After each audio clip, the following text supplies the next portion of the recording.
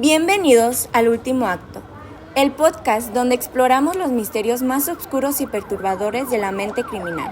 Soy Lupita. Y yo, Alex. Y en este episodio nos sumergiremos en un caso de asesinatos que estremecieron a una comunidad entera. Prepárense para adentrarse en las profundidades del crimen y la investigación. Bien, el día de hoy vamos a estarles platicando sobre 3 o 4 casos distintos de asesinos. Antes de comenzar con las historias, me gustaría hacerles unas preguntas. La más importante y la primera es para todas esas personitas que nos están escuchando. Y es, ¿ustedes creen que los asesinos nacen o se hacen? Lupita, ¿tú qué opinas? Pues yo opino que se hacen porque toda la educación, o sea, sí que reciben en casa, pues siento que los asesinos son personas que vivieron, o sea, con mucha falta de afecto o de esa cercanía familiar o de un buen camino, ¿sabes? De que los encaminen bien, o sea, no decirlo así, pues. Sí. Pero sí, o sea, como que muchas cosas le faltaron de que su educación o de que estabilidad emocional. Puede que hayan vivido como traumas muy fuertes en su infancia, ya sea de que como entre sus padres, como el de Brenda. Y pues no sé, o sea, sí cosas muy fuertes tuvieron que haber pasado para que tengan como esa gran intención de querer hacer un asesinato. Sí, Lupita, yo estoy totalmente de acuerdo contigo. A ver, siguiente pregunta. ¿Tú crees que los criminales, pues, menores de edad, deberían de ser juzgados como adultos? Pues la verdad yo considero que sí, ya que no importa la edad, tienen la responsabilidad, el criterio y en cierta parte la madurez como para idear y ser parte de un crimen. Entonces yo considero que sí deberían de ser juzgados y penalizados como criminales adultos. ¿Y tú, Lupita, tú qué opinas? Sí, la verdad es que estoy totalmente de acuerdo contigo. O sea, pues si ya tienen una mente así desde pequeña, tú no sabes cómo la van a ir desarrollando y pueden ser, pues sí, un peligro para la sociedad.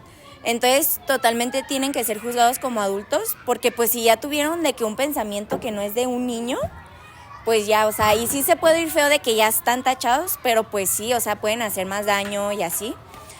Y pues sí, o sea, estoy totalmente de acuerdo en eso. Claro, porque si no son penalizados, podrían seguir cometiendo crímenes en un futuro.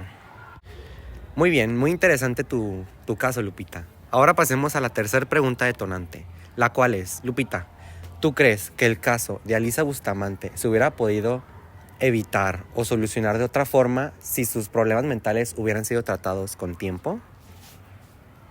Pues, o sea, sí y a la vez no, ¿sabes? O sea, porque, o sea, sí, porque pues si tenían un problema, si ella tenía un problema de pues depresión y bipolaridad, o sea, pues totalmente pueden ser tratados y sí se puede prevenir de que algún acto, pues, como el que ella cometió, pero también, o sea, va mucho más allá como de que todo lo de su familia, o sea, tuvieron que haber cambiado acciones desde desde su familia, pues, o sea, de que desde su papá, su mamá, o sea, tuvo que haber estado literalmente en otro contexto familiar, de que nacer hasta en otra familia, pues, que eso es imposible, pues, en su caso. Y pues la verdad no siento que se pudo haber prevenido porque ya venía desde un contexto familiar en donde todos pues tenían pues sí, como estos actos. Pues carencias. Ajá, estas carencias hacia su persona y pues a ella le faltaba todo eso, entonces pues no creo que se pudo haber prevenido, o sea, fue algo que ya pasó y pues sí, o sea, no. Yo creo que en cierta parte sí se pudo haber evitado, quizá disminuido en muchos sentidos. Yo creo que si la hubieran llevado con un terapeuta o un psiquiatra, pudieran haberla aconsejado y acompañado para que lograra controlar esos impulsos que ella tenía y así poder evitar pues que le hiciera daño a otras personas. Bien, comenzaremos con nuestra primera historia. Este crimen ocurrió el 21 de octubre del 2009 en St. Martin, Missouri, en los Estados Unidos. Elizabeth Tolten era una niña de 9 años, la cual vivía con su madre Patty. Elizabeth se encontraba en su casa mientras hacía su tarea y Patty cocinaba. Alguien tocó a su puerta y al abrir se dieron cuenta que era su vecina Emma. Emma Bustamante era una niña de 6 años, con la que Elizabeth Tolkien acostumbraba a jugar. La casa de estas dos niñas estaba separada por un bosque. Elizabeth le pidió a su madre permiso para poder jugar, a lo cual Patty accedió, con la condición de que regresaran a las 6 de la tarde, ya que en ese momento era las 5. El reloj marcó las 6 y Elizabeth aún no regresaba. Su madre, Patty, llamó a la casa de los Bustamante, la familia de Emma, y le preguntó a su abuela dónde estaba Elizabeth, a lo cual ella con sorpresa respondió que las niñas no habían estado en la casa ese día. La madre reportó a las autoridades y realizaron una búsqueda. No había ni una sola huella, ni pista de Elizabeth, y por fortuna la niña se había llevado con ella su celular, y gracias a esto pudieron rastrear el celular que había estado en movimiento. La ubicación dio un lugar entre ambas casas, a mitad del bosque. La policía tenía la teoría de que la niña había sido raptada. La hora ya marcaba las 11 y la niña aún no aparecía. Seguían rastreando el celular hasta que en un momento desafortunadamente la batería se agotó. Todas las personas que estaban ayudando con la búsqueda se quedaron toda la noche, pero ninguna encontró nada. Al día siguiente, 2 personas reportaron algo extraño cerca del lugar rastreado. Se trataba de una tumba poco profunda que tenía el tamaño más o menos exacto como para una niña del tamaño de Elizabeth. Sin embargo, esta tumba estaba vacía, así que los investigadores se volcaron a la última persona que vio a Elizabeth, la cual era Emma, su vecina de 6 años. Emma aún no razonaba bien y no comprendía del todo esta situación. Ella solo decía que ambas salieron a jugar y que después cada una se fue para su casa y que no había nada más. A las 24 horas después de la interrogación volvieron a hacerle preguntas y ella reveló un detalle que había omitido. Y es que Elizabeth en un momento en el que jugaban se había quedado enredada en unos arbustos. Emma lo que hizo fue llamar a su hermana mayor, Alisa Bustamante. Para dar un poco más de contexto, los niños Bustamante no tuvieron una infancia fácil.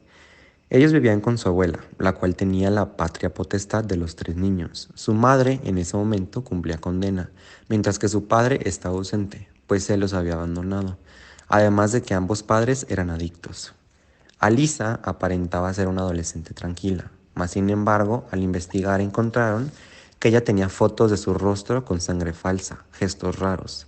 Tenía un lazo con la violencia y también en su momento en su perfil de Instagram tenía una frase, la cual cito: "Cortar gente en pedacitos es mi pasión". Ella sufría de muchos problemas de carácter mental, tenía bipolaridad y depresión. Cuando los investigadores entraron a su cuarto, se llevaron más de una sorpresa. Alisa, la hermana mayor, tenía frases muy violentas escritas en sus paredes. También encontraron su diario, en el cual muchos de sus escritos estaban tachados y rayados. La policía tomó la página del día en el que Elizabeth desapareció e intentaron descifrar lo que Alisa había escrito. Y lograron recuperar 2 palabras. Una era garganta y la otra cortar. Con el tiempo se lograron descifrar más información. Ella había escrito que había desvivido a alguien, que la estranguló y la cortó, además de que la había apuñalado 8 veces. También decía que se sentía increíble, que era agradable hacer lo que había hecho. Al interrogar a la adolescente, se mostraba con una actitud cerrada y negaba todo. Decía que ella no tenía nada que ver, hasta que le mencionaron que había encontrado su diario, a lo que ella no tuvo más opción que confesar. Su primera versión decía que la pequeña Elizabeth había muerto por un accidente. Según ella, había sido todo por una caída. Los investigadores, que no eran tontos, no le creyeron, así que insistieron, hasta que Alisa dio otra versión, la real, la cual era que la había estrangulado, apuñalado y cortado. 45 horas después del suceso, Alisa llevó a los investigadores al lugar en donde estaba la niña. Ahí confesó en su totalidad el crimen. Agregó que todo ya había estado planeado desde hace 4 días. Alisa había cavado 2 tumbas y desde un principio ya tenía a Elizabeth como su víctima. Alisa manipuló a su hermana pequeña para que ella fuera por Elizabeth y la llevara al bosque. Se las arregló para que su hermana pequeña se regresara a casa y dejara a Elisa y a Elizabeth solas. Alisa también comentó que tomó de la mano a Elizabeth y se la llevó al lugar en donde había hecho los huecos. Le dio un golpe en la cabeza y Elizabeth cayó al piso. Acto seguido, Alisa saltó encima de ella y le quitó el aire hasta que se desmayara. Después la apuñaló y para asegurar su objetivo también le hizo un corte en el cuello y 2 en las venas de las muñecas. Tiró el cuerpo en uno de esos hoyos, pero se dio cuenta que no era lo suficientemente profundo, así que lo movió hasta donde lo encontraron finalmente. Ese mismo día, Alisa fue arrestada y la juzgaron como adulto. En 2012 fue condenada a cadena perpetua por homicidio en segundo grado, con libertad condicional con posibilidades, después de haber cumplido 35 años y 5 meses de cárcel. Eso vendría siendo en 2040, cuando Alisa tendrá alrededor de 50 años. El siguiente caso que les compartiremos es el de la adolescente Brenda Annie Spencer, que cometió una masacre solamente porque no le gustaban los lunes. Para esta historia nos vamos a San Diego, en la ciudad de California, en Estados Unidos. Allí nació Brenda Annie Spencer, el 3 de abril de 1962. Como muchos casos, por desgracia, la infancia de esta chica fue bastante dramática. Su padre maltrataba a su madre. Además de esto, el padre era adicto a bebidas alcohólicas y algunas sustancias estupefacientes. Pero como muchos casos, a ojos de los demás, eran la familia perfecta. Una madre ama de casa, un esposo trabajador y unos hijos tranquilos y normales. A sus escasos 12 años, sus padres se divorciaron, y la custodia de sus 3 hijos, Brenda y sus 2 hermanos, pasaron a manos de su madre. Por alguna razón que se desconoce, poco tiempo después, la custodia de Brenda solamente fue concedida a su padre. Desde muy joven, Brenda empezó a mostrar comportamientos erráticos, relacionados con la salud mental, así como ideas suicidas. Pero además de esto, Brenda siempre mostró una fascinación por las armas. Además de todo esto, Brenda tenía un problema con su autoestima. Era pelirroja, tenía la cara llena de pecas y de lunares. Además, le gustaban las mujeres. Ella junto con su padre vivían en una casa en condiciones muy desagradables. Tenían que dormir juntos, en el mismo colchón, tirado en el piso. Igualmente, viviendo con su padre, ella comenzó la escuela secundaria, en donde principalmente se caracterizó por su ausentismo. Decían sus profesores que era normal que ella no llegara a clases y cuando aparecía siempre se quedaba dormida en clases. Además de ello, ella se caracterizaba por no tener un coeficiente intelectual sobresaliente, por lo cual se le dificultaba muchísimo seguir el ritmo de los compañeros de clase. Y esto evidentemente desistía a cualquier adolescente. Pero esto también sucedía ya que cuando ella era pequeña tuvo un accidente en el cerebro montando una bicicleta, y esto se descubrió incluso cuando ella ya estaba en la cárcel. Especialistas quisieron estudiar el cerebro de Brenda para saber exactamente qué le pasaba por la cabeza, y descubrieron que había una lesión en su lóbulo frontal. El comportamiento de Brenda mientras crecía era cada vez más errático y violento. Se sabe de un episodio pocos meses antes de la matanza en la cual ella agarró una pistola de aire comprimido, fue a la escuela que daba al frente de su casa, se subió a una azotea y empezó a dispararle indiscriminadamente a todo lo que viera, es decir, pájaros, palomas. Y aunque después de este episodio profesores le dijeron a su padre que ella necesitaba ayuda urgente, él dijo que no, y que simplemente había sido una broma, que no tenía mayor problema. Ahora, en este punto de la historia, se dice que los dos tenían un problema mucho peor. Y es que se decía que los dos se alcoholizaban y tomaban sustancias estupefacientes. Es así como llegamos hacia la Navidad de 1979. Resulta que Brenda le pidió a su padre de regalo un radio, pero al contrario a esto, lo que él le regaló fue un rifle semiautomático con mirada de francotirador. Incluso en una entrevista, Brenda dijo que nunca había entendido por qué este acto de su padre, aunque ya le había dicho ella varias veces que tenía ganas de autolesionarse y quitarse la vida. mientras que por otro lado los consejeros de su escuela se lo advirtieron a su padre. Ella sintió que al recibir este regalo fue como una indirecta de su padre para que se matara, pero ella, para ese momento, ya había intentado quitarse la vida varias veces sin tener éxito. Después de este regalo, Brenda empezó a practicar con el rifle en un campo perfeccionando su puntería, para llegar al 9 de enero de 1979, día de los hechos. Brenda, como de costumbre, no va a clases, así que nadie se extraña. Su padre, el día de los hechos, se va a trabajar. Ella se quedaba sola en casa. Según ella, nada fue planeado, es decir, no hubo dichosa la premeditación. Ella dice que simplemente en un momento ella dijo, es lunes, quiero disparar por la ventana de la escuela. Así que agarró el rifle que le había regalado su padre y empezó a disparar indiscretamente a la escuela. Se empezaron a escuchar los tiros, pero nadie se percató de que eran de un arma, hasta que se vio cómo niños empezaron a caer heridos al piso. Su primer víctima fue Button Ragg, de 59 años, director de la escuela, quien se abalanzó encima de un niño de 9 años para protegerlo, cuyo nombre es Chris Stanley. Al percatarse el jefe de seguridad que el director estaba tirado en el piso, intentó ayudarlo para después ser él la segunda víctima mortal de Brenda Annie Spencer.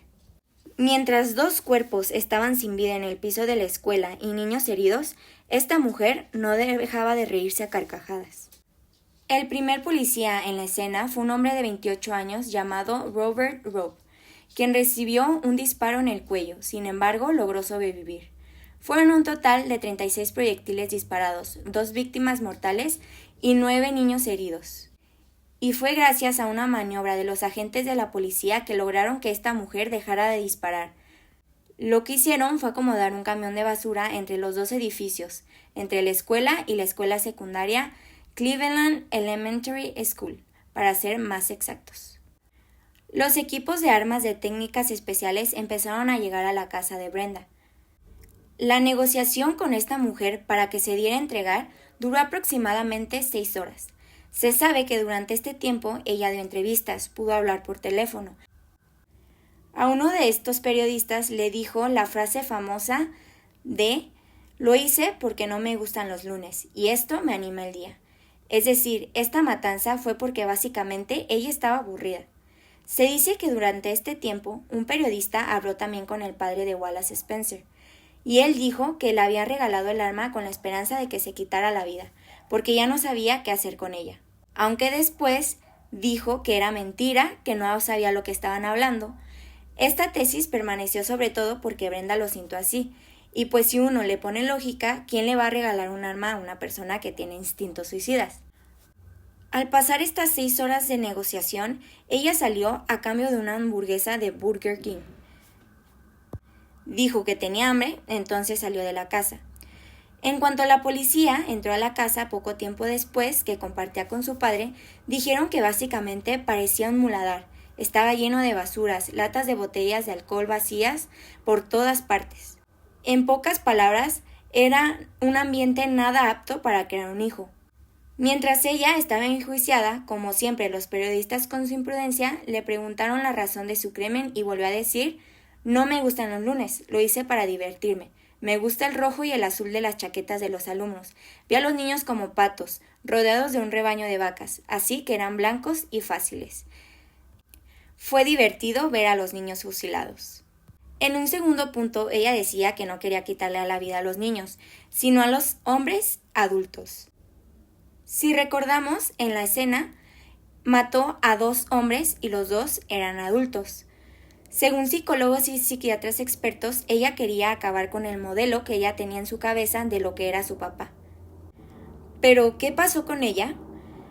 Aunque tenía 16 años, fue juzgada como una adulta. Ella no tuvo juicio porque se declaró culpable. Por otro lado, en esta época se empezaron a estudiar los cerebros y pensamientos de los asesinos psicópatas.